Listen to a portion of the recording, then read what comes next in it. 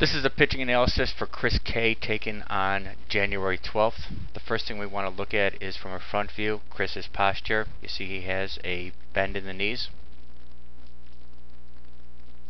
Just a good position. And secondly, his head is over his knees. So he's in a good athletic position to start off with. Next we'll take a look and see him at foot strike.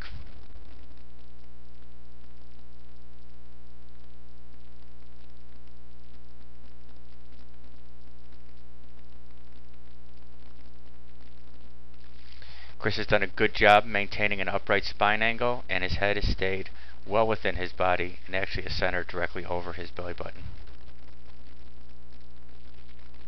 Chris strides directly towards home plate. He should remember that as he's lining up on the mound. His arm slot is about a 3/4 motion. That's perfectly fine. His head is maintained over his belly button as he's about to release. And he's done a good job with his glove position. As long as we don't see any space between his glove and his body, he's kept himself within balance and should have decent control. Now looking from a side view, Chris does an excellent job in that his momentum is always going forward. He doesn't rock back. Rocking back is a wasted momentum. It reduces velocity, and Chris is always driving forward.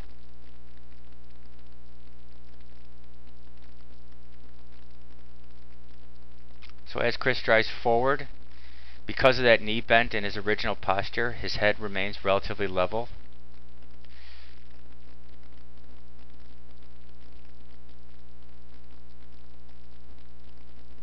This is Chris's equal and opposite position. You should remember this arm position as we're doing some of our pitching drills. Moving on a couple of frames, we'll see Chris at foot strike. This is the one area that I would like to see Chris work on. His head is moving forward much faster than his hips and his lower body. At this point, when his foot is striking the ground, we would like to see his head directly over the center of his body.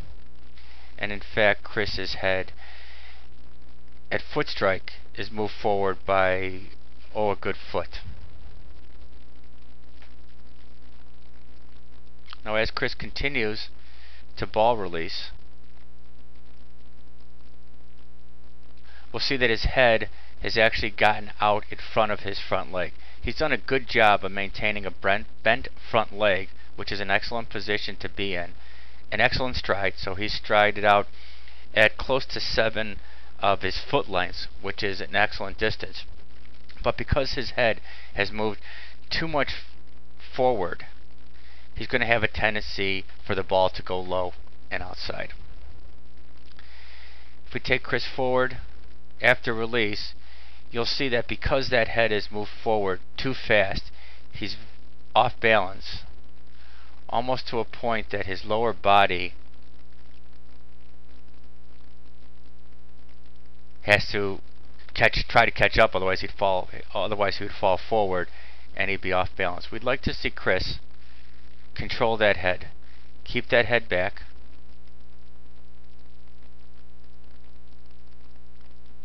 And in doing so, he will not have the tendency for the ball to be low, and he'll have much more control. As a comparison, I pulled up a video of Mark Burley. I've turned Mark Burley into a right-hand pitcher, so it's consistent with Chris.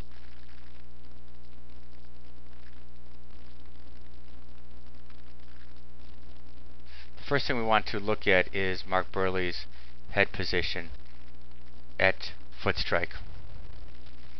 And compare that with Chris's.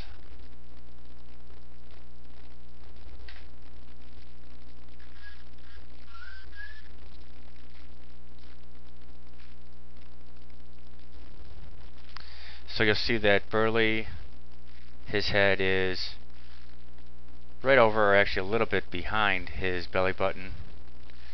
Chris's head position is moving forward.